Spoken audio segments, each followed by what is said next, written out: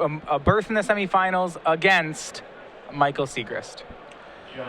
Again, Parke down a game, Vipin up a game with Affinity, and we've seen a lot of Affinity over the course of this weekend. This is the most played deck on day 2. This is a deck that made it through the highest percentage on day 2. So we cut into this matchup.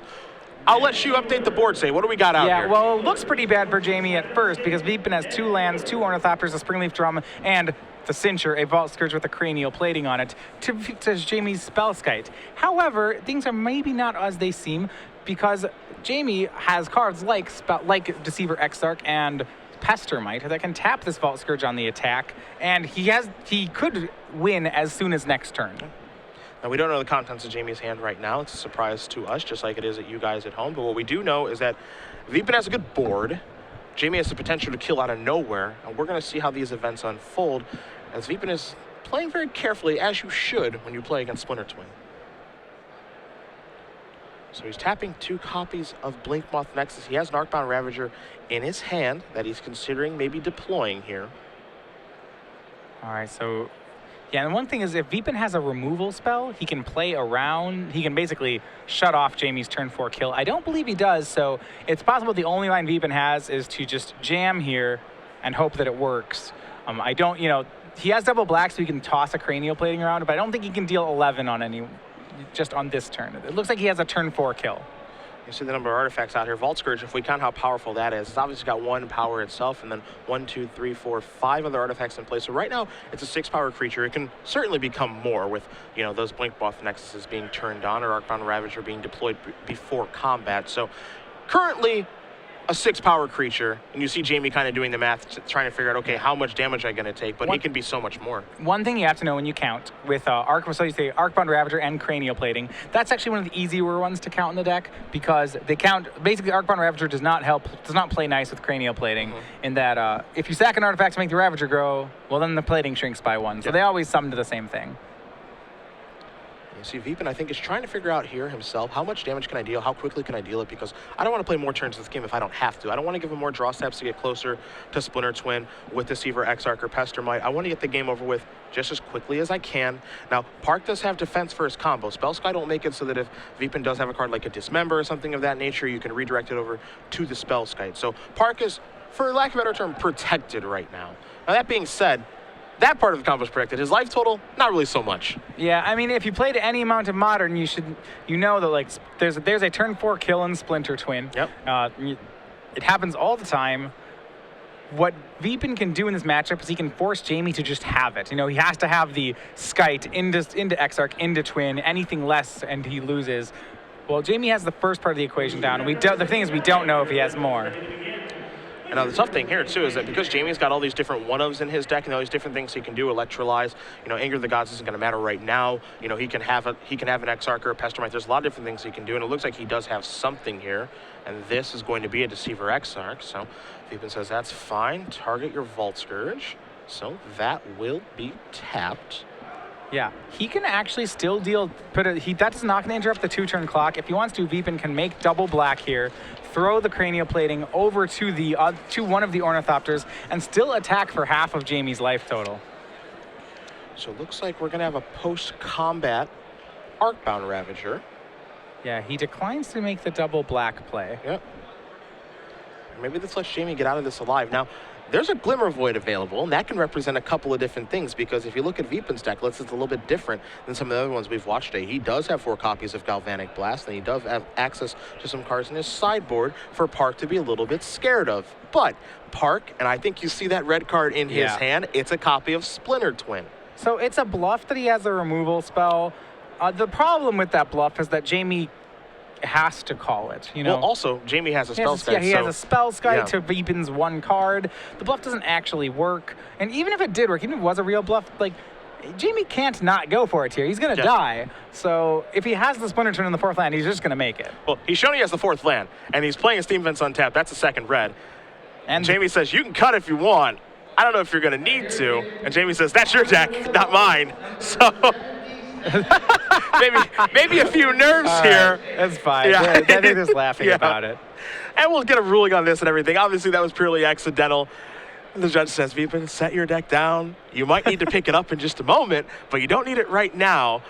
And it's funny because I think we're going to go through all these theatrics here of, okay, you know, this might be a warning or a caution or all these things, and slow down the gameplay. Jamie's going to go, all right, I'll cast Splinter Twin next so I can kill you. Yeah. So. I mean, Affinity has no deck manipulation in the deck at all, so technically picking up your deck and shuffling at any point, it gains you no competitive advantage at any time. And Jamie says, what are you doing? Let me cast my Splinter Twin. And Vipin says, look, I'm dead, man, okay? I'm sorry.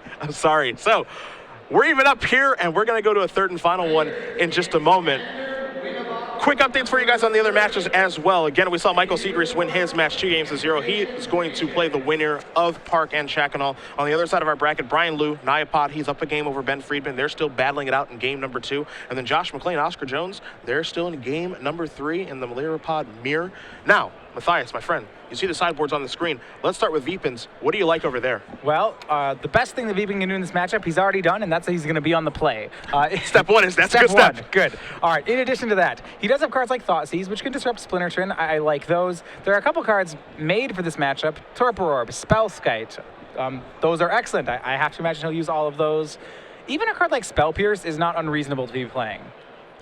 Jamie Park's side, you see 2 copies of Batter Skull and Engineered Explosives, 2 Relic of Progenitus, 2 Blood Moon, a Threads of Disloyalty, 2 Ancient Grudge, a Dispel, an Echoing Truth, 2 Anger of the Gods, and a Flame Slash. Now, oddly enough, we watched Jamie Park on his match playing for top 8 play against Affinity. So a lot of what we talked about there, we'll actually talk about here. 2 Anger of the Gods, fantastic. Flame Slash, the same thing as well. You also like Engineered Explosives. The ability to set it to 0 and or 1 in this matchup to blow up a lot of things is obviously quite powerful. And we also like the ability to play Threads of Disloyalty in this matchup, as it can actually take a Spellskite, which is important. And it can also take some of the lesser creatures to slow down the Affinity train, but I think a lot of the times you're going to bring in that Singleton Threads with the ability to take a Spellskite, and I could talk about Ancient Grudge at length, but I think I'll save everyone the trouble.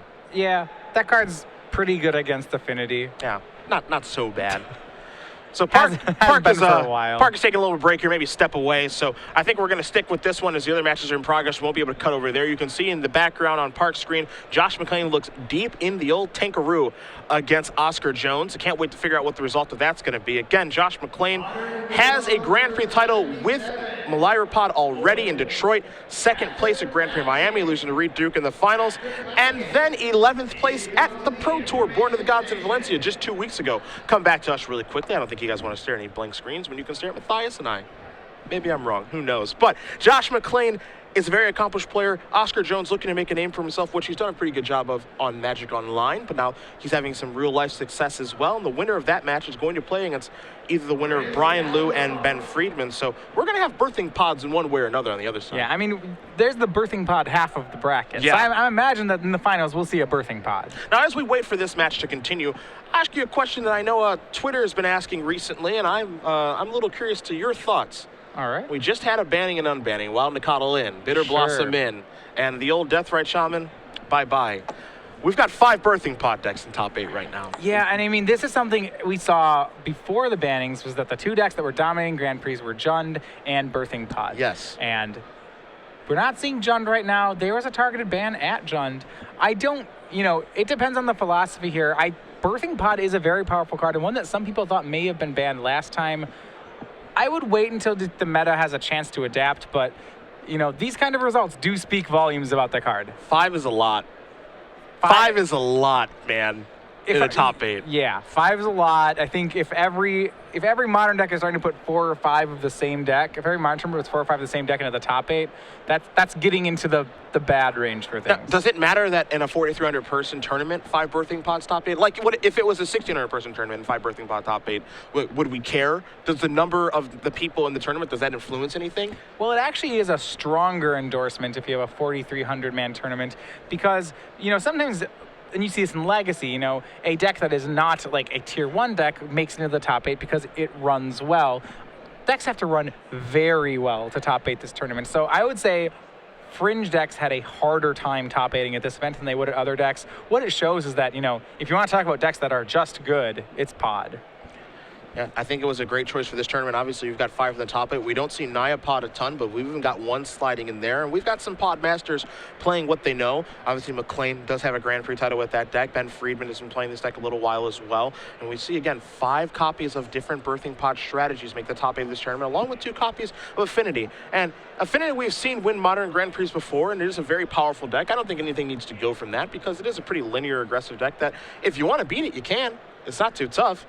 As we do have an update for you guys, my Josh McClain fans at home, you will be disappointed. Oscar Jones, your 2 seed, is moving through. Yeah, so far, the bigger names falling to the younger talent here. Oscar Jones moving into the round. He's the number 2 seed. Our number 1 seed, Michael Siegrist, defeating Luis Scott Vargas as well. Our 2 most accomplished players in the top 8, arguably. Of course, Luis the most accomplished. You can argue who's more accomplished between Parke and McClain. Well, McClain is gone now. So Oscar Jones, congratulations to you.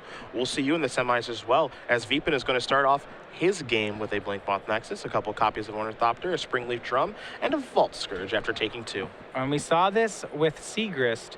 Anytime Affinity puts 5 permanents on the battlefield on turn 1, you have to be concerned if you're playing against it.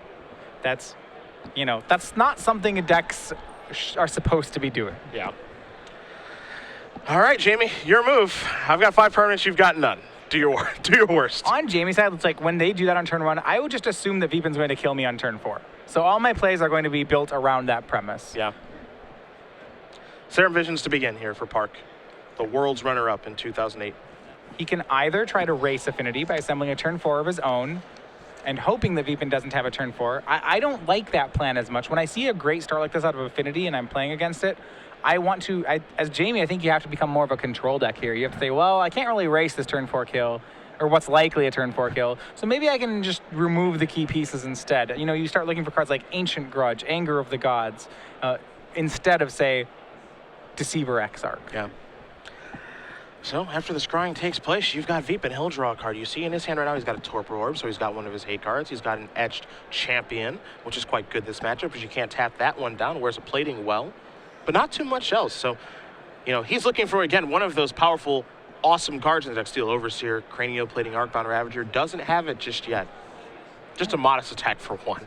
Yeah, he does have a Torpor Orb in hand and another Drum. So he can cast some things here. Yeah, I mean, he can play the Torpor Orb and then left for the Champion, which he can play next turn, because you can basically look at Drums as a land and the Nexus as a land, and you see him actually move those to the back row. I didn't tell him to do that, I promise. It just makes it easier for him and you guys at home. So he's got access to 3 mana, but he's got 3 mana, a bunch of stuff, and playing on a 1/1. Yeah, Torpor Orb's going to be pretty strong here. If you look at Jamie's hand, I think he has a Flame Slash, he has a Deceiver Exarch.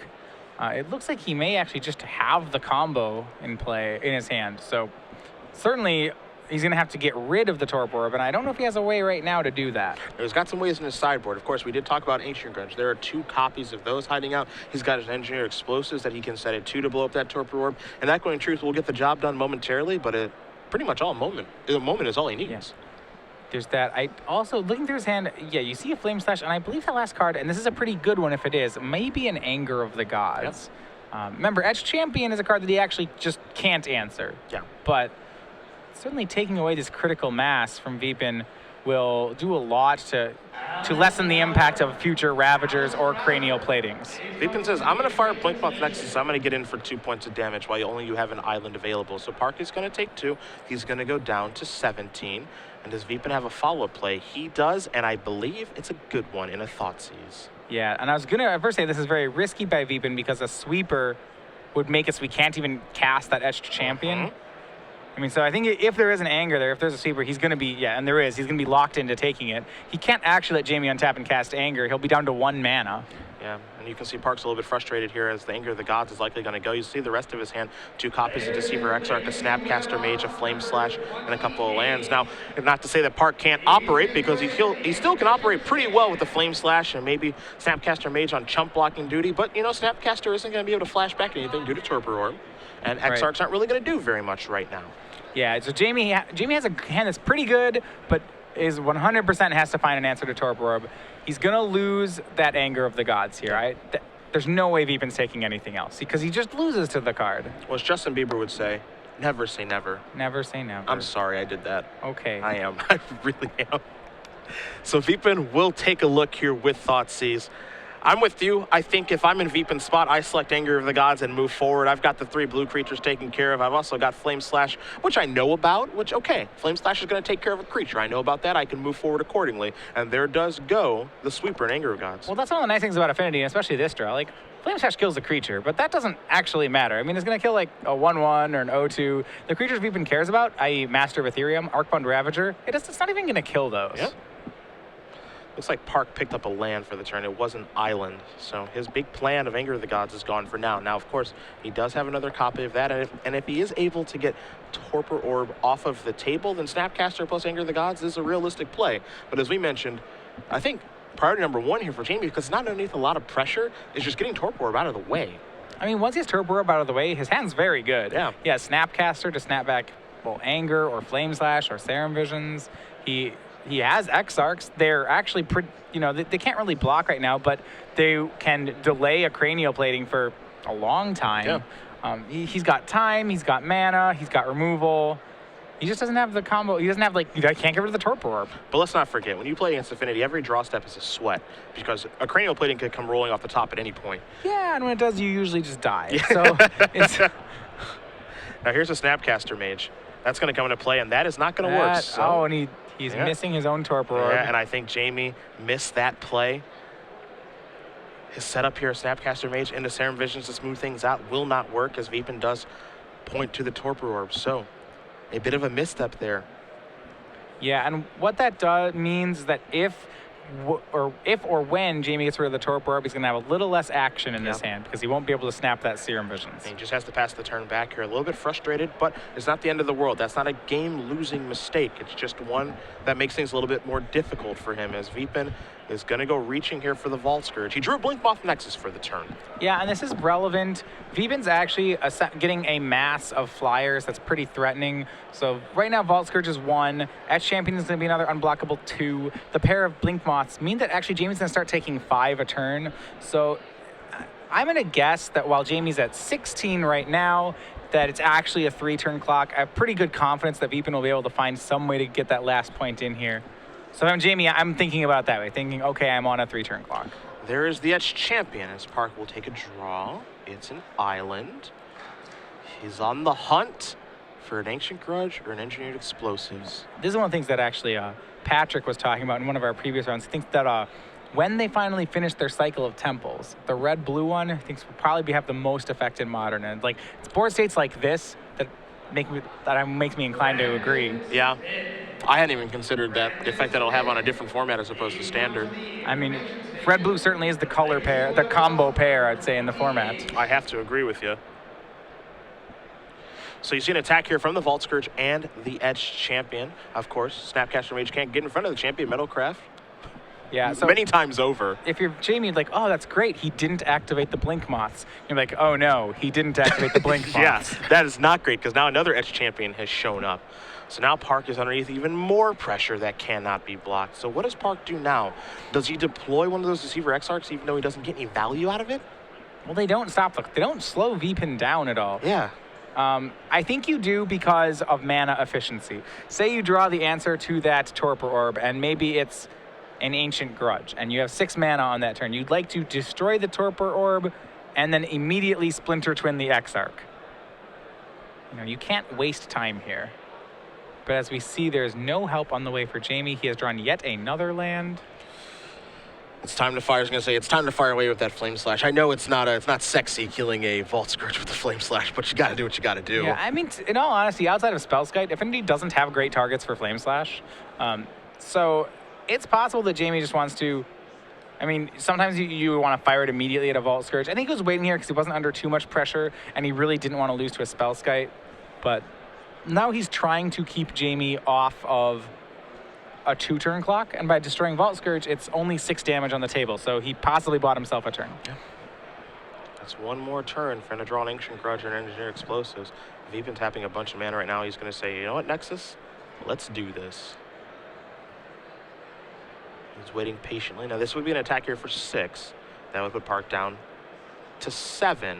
But if you take a look at that Scalding Tarn, yeah, makes it basically a 2-turn clock. Jamie just can't crack Scalding Tarn. Yeah. You know, he only uses it, which it's actually heads up that he didn't end step fetch the Scalding Tarn.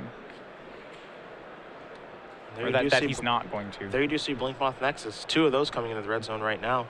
And Vipin says you take 6, you go down to 7. If you sacrifice that Scalding Tarn, I've got a lethal attack next turn. See a Deceiver Exarch in Jamie's hand, and the rest are lands. Let's see what he adds to it. That was either a Slash or a Grudge. Okay, I believe it's the Grudge. So what Jamie has to do is he needs to go runners here. He needs that Grudge, he needs a Grudge, and his next draw needs to be Splinter Twin, and he needs that Vipin not to have any more points of damage. But if all those things happen, Jamie will win on 1 life. Okay, that was okay. That draw was good for us. Okay, that's for Jamie. That draw kept the game going. Jamie Parke looks like he may be back in this. Attacking doesn't do very much right now, obviously, because the damage that he deals is incidental at best. You know, it's going to be all or nothing. As we do have a quick update for you guys in the other matchup, Brian Liu with Nyapod defeats Ben Friedman. The 6th seed is moving on to play against Oscar Jones, but let's keep our attention here. This has been a clinic on the downfall of the pro players. Luis Scott Vargas losing in 2, Josh McClain losing in 3, Ben Friedman losing in 2, Jamie Parke, the final pro player, still in the top 8 here. Are any of them going to move to the top 4? It's a good question, as Parke does come across for 3 points of damage. Vipin's going to go down to 17. Yeah, and of note, Jamie did not get the breeding pool ever, so he's not going to be able to flash back this Ancient Grudge. Yeah, but if he had, as we mentioned, if he had fetched, it's bad news bears, so Vipin's going to untap all those permanents. Unfortunately, because of the lands he drew, Kiki-Jiki is not going to be an out here either. Ooh. And, well, I think his outs went from slim to none. So this gets really interesting, right? Because Spellskite's in Vipin's hand now, right? So Vipin could very easily just go, okay, I will play a Spellskite, attack you for 4, put you down to 3, which would allow Parke to kill Spellskite, search for breeding pool with the Scalding Tarn, and actually still be okay. Well, he still has to draw the Splinter Twin next turn. We still have already are on that. We still have some luck to have happen here. And it's not even Kiki-Jiki, it's just Splinter Twin. Yes. Well, no. Does he have a stomping ground? He can get Stomping Ground on end step. He has one more fetch in his hand. He could get Mountain. So actually Kiki-Jiki becomes an out now. Okay, so. Okay. All right. You see Parke. So what's actually true here is that as odd as this sounds, I think the Spellskite is not a good play here. So if you just swung for 6, Jamie would have to go to 1. He just would have to draw Splinter Twin, nothing else. Because he played Spellskite and you give Jamie extra life, he now can draw Splinter Twin or Kiki-Jiki as an out. So actually it's odd. By playing Spellskite against the Twin deck, you gave them more outs. I agree. Which, yeah, that's not counterintuitive at all. Now we see a Nexus is going to go active here. And Vipin says, all right, it's time for me to attack you. And it looks like he's going to attack with the 2 champions and the Nexus. So Parke puts his hand down, analyzing the position, see if he needs to do anything, see if he can do anything, and says, all right, I'm going down to 2, it looks like. All right, that extra activation, I will stand corrected. It can't be Kiki-Jiki anymore. Yeah, now it can no longer be. Yep. And all right, Jamie, here comes Ancient Grudge. Now, I don't think it matters too much on which card he targets between Torpor or Spellskite, because he has to kill them both. He'll probably end up targeting Spellskite no matter what he tries to target. So Jamie says, all right, Spellskite, you got to go. All right. He is on a 4-outer here. Is he going to hit it? Oh, that would be something. No, his fetch is... Nope, because he goes down to 1. You're right. He's down to 1. Right. Yep. Yeah. He goes down to 1 from the Scalding Tarn. Right, so the Kiki-Jiki doesn't go... We're back saying it doesn't work. Yep. Yeah. And the reason it doesn't work, of course, is because Jamie's going to search out a green source here for Ancient Grudge. It can be a Scalding Tarn. Or, excuse me, it can be a Stomping Ground, but it has to come into play tapped because he can't fire off Grudge now as well. And he has to use that green mana to cast Grudge again. He can't use it to cast the Kiki-Jiki, so he's on 2 red. And he doesn't have an untapped red in his hand. He has a fetch land, but that'll kill him. And if he draws the untapped red, well, that means he didn't draw Splinter Twin. So, the 4-outer. Dealer 1 time? Oh, man. Dealer 1 time? Oh, man, you're going to get it. That big shuffle. Who are we rooting for at home? Are we looking for the 4-outer, or are we rooting for Affinity over there? Parke? He's counting the permanents. Could make another Deceiver Exarch here. Yep. Gonna go ahead and that makes a huge difference. Yeah, might as well get it out of his hand. That's what he's gonna do. He's gonna untap everything. It's Sweat. Let's see what card comes rolling off the top here for Parke. This and Splinter Twin. Ancient Grudge. Good card, not enough. You can't touch the champions. It's a red card. but it's not the red card he's looking for, and he's going to analyze the board position here. He says, I can't kill the champions, and that is it. Vipin Chackonal does win this match 2-1. Jamie Park's fantastic run is over, and we've got 2 Affinity decks into the semis. Yeah, so once again, these starts where Affinity makes 5 permanents on turn 1, we're just showing how powerful they are. They're